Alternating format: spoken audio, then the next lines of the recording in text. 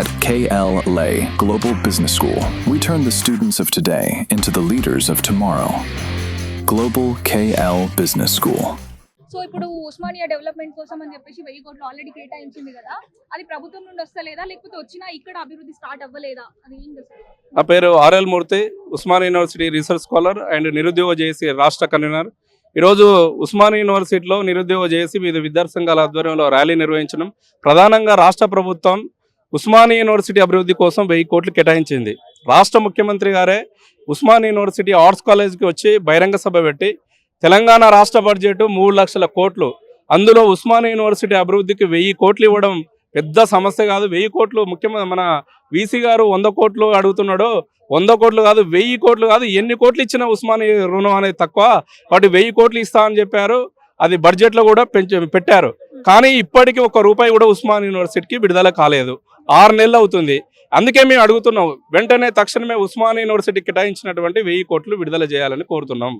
And fee reimbursement కోసం కూడా 100 కోట్లు చేశారని చెప్పి మళ్ళీ ప్రతి నెల 250 కోట్లు రెగ్యులర్ గా చేయడానికి అని చెప్పి విడుదల చేసినామని అంటున్నారు కదా, దాని మీద రాష్ట్ర ప్రభుత్వంకు అసలు ముఖ్యమంత్రి దగ్గరనే విద్యాశాఖ ఉంది. అసలు విద్యాశాఖ మంత్రికి చిత్తశుద్ధి లేదు. ఉస్మానియా అసలు విద్య గురించి చిత్తశుద్ధి ఉంటాయి కదా. రీఎంబర్స్మెంట్, స్కాలర్షిప్ బకాయిలు అధికారంలోకి వచ్చిన మొదటిసారిగా జేఎన్టీలో ఒక మీటింగ్ జరిగినప్పుడు వన్ టైం సెటిల్మెంట్ ద్వారా రాష్ట్రంలో ఉన్నటువంటి మొత్తం ఫీజు రియంబర్స్మెంట్, స్కాలర్షిప్ బకాయిలను క్లియర్ చేస్తాం. కేసీఆర్ పాపం చేయడం వల్ల, కేసీఆర్ విడుదల చేయకపోవడం వల్ల మాకు బార్డెన్ అయిందని చెప్పిండు. మరి మీరు అధికారంలోకి వచ్చి 2.5 సంవత్సరాలు అయింది. ఏం చేస్తున్నారు రేవంత్ రెడ్డి గారు? గడ్డి వీక్తున్నారా? ఈరోజు తెలంగాణ పేద విద్యార్థులు, అట్టడుగు వర్గాలు, SC ST backward minority BC వర్గాల విద్యార్థులు రీఎంబర్స్మెంట్ పథకం ఉందని కౌన్సిలింగ్ల ద్వారా సీట్ వచ్చి ఇంజనీరింగ్ కాలేజీలలో ఫార్మసీ, బీటెక్ చదువుతుంటే వాళ్ళకు ఫీజు రియంబర్స్మెంట్ రాకపోవడం వల్ల సర్టిఫికెట్లు ఇవ్వడానికి యాజమాన్యాలు చెల్లించకపోతే ఈరోజు అడ్మిషన్ ఇవ్వాలంటే ముందుగా డబ్బులు కట్టాలని వసూలు చేసేటువంటి పరిస్థితి యాజమాన్యాలు ఉన్నాయి. విద్యార్థులు, జాబ్ వచ్చినటువంటి విద్యార్థులు టీసీ సర్టిఫికెట్ తీసుకుందామంటే వాళ్ళకు రియంబర్స్మెంట్ లేదు. అప్పులు వేసి చెప్పులు అరిగేలా తిరిగి ఆత్మహత్యలు చేసుకునేటువంటి పరిస్థితి ఉంది. రీఎంబర్స్మెంట్ను తక్షణమే రాష్ట్ర ప్రభుత్వం మొత్తం విడుదల చేయాలి. ప్రభుత్వంకు విద్యారంగం మీద చిత్తశుద్ధి లేదు. రేవంత్ రెడ్డి అసలు విద్య మీద చిత్తశుద్ధి లేదు. రేవంత్ రెడ్డి గారు పొద్దున్న లేస్తే ఏ రోజన్నా విద్యాశాఖ మీద సమీక్ష చేస్తుండా? ఈరోజు 4th సీట్ అని మాట్లాడుతుండు, మూసీ ప్రక్షాళన గురించి మాట్లాడుతుండు. ఎందుకు రేవంత్ రెడ్డి గారు? కేసీఆర్ కాళేశ్వరం కట్టుకున్నాడు, అందులో కొన్ని లక్షల కోట్లు దోసుకున్నాడు అని చెప్తావు. మరి నువ్వు మూసీ ప్రక్షాళన పేరు మీద, 4th సీట్ పేరు మీద నువ్వు కూడా లక్షల కోట్లు దోసుకోవడానికేనా? తెలంగాణలో విద్యారంగం అవసరం లేదా? తెలంగాణలో విద్యారంగం అభివృద్ధి జరగకపోతే తెలంగాణ రాష్ట్రం ఎట్లా అభివృద్ధి జరుగుతుంది? విద్య లేకపోతే దేశమే అభివృద్ధి జరగదని మేధావులు మొత్తుకుంటున్నారు కదా. రాష్ట్ర బడ్జెట్ ప్రధానంగా ఉద్యోగాల విషయంలో కూడా ఇప్పుడు ఐటీ సెక్టర్ లో కూడా తెలంగాణ డెవలప్ అవుతుంది. మరి మీరు ఎందుకు ప్రైవేట్ ఉద్యోగాలు కాకుండా గవర్నమెంట్ మీదనే డిపెండ్ అవుతున్నారు? ప్రభుత్వము యాక్చువల్లీ తెలంగాణ రాష్ట్రం రావడానికే ఉద్యోగాల నిధులు నియామకాల కోసం ఉద్యోగాలు రావాలని నియామకాలు కల్పించడంలో ఈ రాష్ట్ర ప్రభుత్వం పూర్తిగా వైఫల్యం చెందింది. ఆనాడు విభజన కమిటీ బిస్వాల్ కమిటీ వేశారు. బిస్వాల్ కమిటీ 2,50,000 పైన ఉద్యోగాలు ఉన్నాయి అని చెప్పింది. ఈ ప్రభుత్వం కూడా అధికారంలో వచ్చిన మొదటి ఏడాదిలోనే 2 లక్షల ఉద్యోగాలు ఇస్తామని చెప్పారు. మరి 2 లక్షల ఉద్యోగాలు ఇస్తామని మీరే చెప్పింది కదా. మరి 2.5 సంవత్సరాలు అవుతుంది కదా. మరి 2 లక్షల ఉద్యోగాలు ఎక్కడ పోయినాయని గదే అడుగుతున్నాం. గదే అడుగుతూనే నిరుద్యోగుల మీద కేసులు పెట్టడం, అరెస్ట్ చేయడం, పోలీసులతో నిర్బంధాన్ని ప్రయోగించడం. అరే ఉద్యోగాలు కల్పించు, ప్రైవేట్ సెక్టర్లు ఉన్నాయి, ఇండస్ట్రీలో ఈ తెలంగాణ ప్రాంతం వాళ్ళకు ఉద్యోగ అవకాశాలు కల్పించు, కొత్త ఇండస్ట్రీలు పెట్టు, జిల్లాకు ఒక యూనిట్ పెట్టు, స్కిల్ డెవలప్మెంట్ సెంటర్లు పెట్టు. ఇవన్నీ కల్పించాల్సినటువంటి అవకాశాలు ప్రభుత్వం మీద ఉంది కదా. రేవంత్ రెడ్డి వీటి మీద దృష్టి పెట్టకుండా వీటి నిరుద్యోగులను అరెస్ట్ చేసి నిర్బంధం చేస్తే ఈ ఆటలు చెల్లవు. తెలంగాణ ఉద్యోగాలు ఉన్నాయని ఆయననే చెప్పినప్పుడు ఆయననే ఇవ్వకపోవడానికి గల రీజన్స్ ఏమై ఉండొచ్చు? నిరుద్యోగులను ఉద్యోగాలు కల్పించేటువంటి చిత్తశుద్ధి లేదు. ఎందుకంటే ప్రభుత్వ ఉద్యోగాలు కల్పించాలంటే జీతాలు ఇవ్వాలి, ఈ నిధులు కేటాయించాలి. కాబట్టి ఈ ప్రభుత్వంకు ఉద్యోగాలు కల్పించేటువంటి చిత్తశుద్ధి లేకుండా కాంట్రాక్ట్ వాళ్ళు, పార్ట్ టైం వాళ్ళు, గెస్ట్ టీచర్లు వాళ్ళు ఇలాంటి వాళ్ళను పెట్టి కాలయాపన చేసి ఒక ఫుల్ టైం ఉద్యోగి లేకుండా చేస్తున్నటువంటి సందర్భం కనబడుతుంది. మీకు ఎగ్జాంపుల్ ఏంటంటే ఇదే ఆర్ట్స్ కాలేజీలో ఉస్మానియా యూనివర్సిటీలో సుమారుగా 900 పైన అసిస్టెంట్ ప్రొఫెసర్ ఉద్యోగాలు ఖాళీలు ఉన్నాయి. ఈ ఉద్యమాల చరిత్ర కలిగినటువంటి ఆర్ట్స్ కాలేజీలో చాలా డిపార్ట్మెంట్లు, 54 డిపార్ట్మెంట్లు ఉంటాయి. ఈ డిపార్ట్మెంట్లో ఒక్క రెగ్యులర్ ప్రొఫెసర్ లేడు. నేను ఈ రాష్ట్ర క్యాబినెట్కి డిమాండ్ చేస్తున్నా, మీకు నిజంగా చిత్తశుద్ధి ఉంటే ఎవరైనా ఇక్కడికి రండి. ఇలా ఆర్ట్స్ కాలేజీలో ఉన్నటువంటి ప్రతి డిపార్ట్మెంట్ తిరుగుదాం, ఎంతమంది ప్రొఫెసర్లు ఉన్నారు. అంతా పార్ట్ టైం వాళ్ళు, కాంట్రాక్ట్ వాళ్ళతోనే నడుస్తుంది. మీరు వీళ్ళతోనే చాలని జీతాలు, వీళ్ళకి 20,000 30,000 ఇస్తే అయిపోతుంది.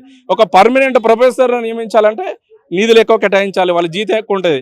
కానీ ఈ తెలంగాణ పర్మనెంట్ ప్రొఫెసర్ లేకపోతే మీరు ఏం ఫేస్ చేస్తారు? పర్మనెంట్ ప్రొఫెసర్ లేకపోతే తెలంగాణ విద్యారంగం ఆగమవుతుంది. ఎందుకంటే ఒక పీజీ కోర్సులో 60 మంది స్టూడెంట్స్ ఉంటారు. ఫస్ట్ ఇయర్ 30, సెకండ్ ఇయర్ 30, 60 నుంచి 80 మంది ఉంటారు.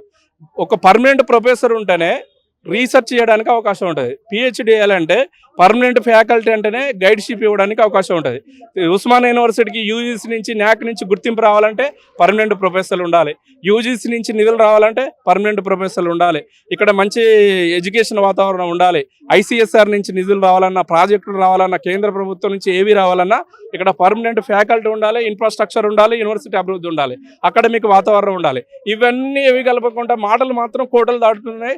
రేవంత్ రెడ్డి గారి ఆచరణ మాత్రం గడప దాటలేదు అనే సామెతలాగా. ఉద్యోగాల విషయాల్లో కూడా చాలా మంది మొత్తానికి లేని దానికంటే ఎంతో కొంత ఇచ్చింది బెటర్ కదా అని అంటున్నారు. మళ్ళీ దాన్నే మీరే నిరుద్యోగులే అడ్డుకుంటున్నారని కూడా ఆయన మాట్లాడుతున్నారు. మేము ఎవరు అడ్డుకోవట్లేదు, మేము ఒకటే అడుగుతున్నాం.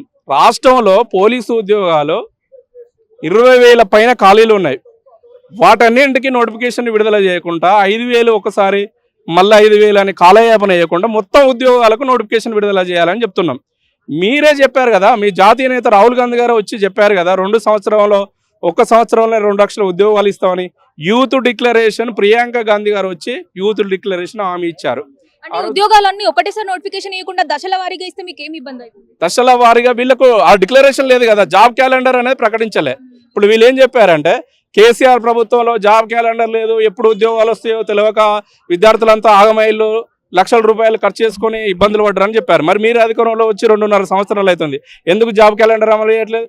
నిజంగా జాబ్ క్యాలెండర్ అసెంబ్లీలో బట్టి విక్రమార్క గారు ఆర్థిక మంత్రి ప్రవేశపెట్టినటువంటి దాన్ని అమలు చేయట్లేదు. ఒకవేళ జాబ్ క్యాలెండర్ అమలు చేస్తే ఏ ఉద్యోగాలు ఎప్పుడు వస్తాయి, డిఎస్సి ఎప్పుడు వస్తుంది, ప్రొఫెసర్ రిక్రూట్మెంట్ ఎప్పుడు వస్తుంది, కానిస్టేబుల్ వస్తుంది, ఒక క్లారిటీ ఉంటే నిరుద్యోగి ప్రిపేర్ కావడానికి అవకాశం ఉంటుంది. ఈ నోటిఫికేషన్లు ఎప్పుడు వస్తాయో తెలియకపోవడం వల్ల లక్షల రూపాయలు అప్పులు చేసి పస్తులు వండుకుంటూ 5 రూపాయల భోజనం చేసుకుంటూ ఫుట్పాత్ మీద వండుకుంటూ నానా ఇబ్బందులు పడుతూ నిరుద్యోగులు ప్రిపేర్ అయ్యి ఆత్మహత్యలు చేసుకునేటువంటి దుస్థితి ఉంది. కాబట్టి జాబ్ క్యాలెండర్ను తక్షణమే విడుదల చేయాలి. రాష్ట్రంలో ఖాళీగా ఉన్నటువంటి ఉద్యోగాలకు నోటిఫికేషన్ విడుదల చేయాలి. మేము గివే అడుగుతున్నాం. ఈ డిమాండ్ ఫైనల్ గా రేవంత్ రెడ్డి గారు, మీ ఉస్మానియా యూనివర్సిటీ గడ్డ నుంచి నిరుద్యోగ జేఏసీ రాష్ట్ర కన్వీనర్గా, అదేవిధంగా ఉస్మానియా యూనివర్సిటీలో విద్యార్థి సంఘాలుగా హెచ్చరిక జారీ చేస్తున్నాం.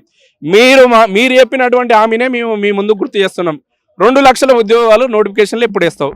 అదేవిధంగా మీరు ప్రభుత్వంలో 20 మంది ఆత్మహత్య చేసుకున్నారు, ఆత్మహత్యలకు నువ్వు బాధ్యత తీసుకోవాలి.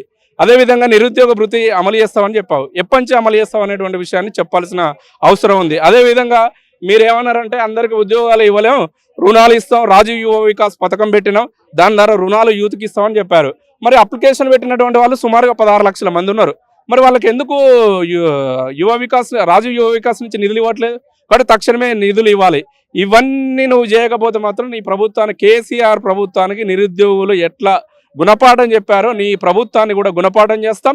నిరుద్యోగం చేసి రాష్ట్ర వ్యాప్తంగా నీ ప్రభుత్వాన్ని, మినిస్టర్లను, ఎమ్మెల్యేలను నిలదీస్తాం, నిన్ను గెరావ్ చేస్తాం, అడ్డుకుంటాం, నీ ప్రభుత్వాన్ని బొంద పెడతామని కూడా ఈ సందర్భంగా హెచ్చరిక జారీ చేస్తున్నాం.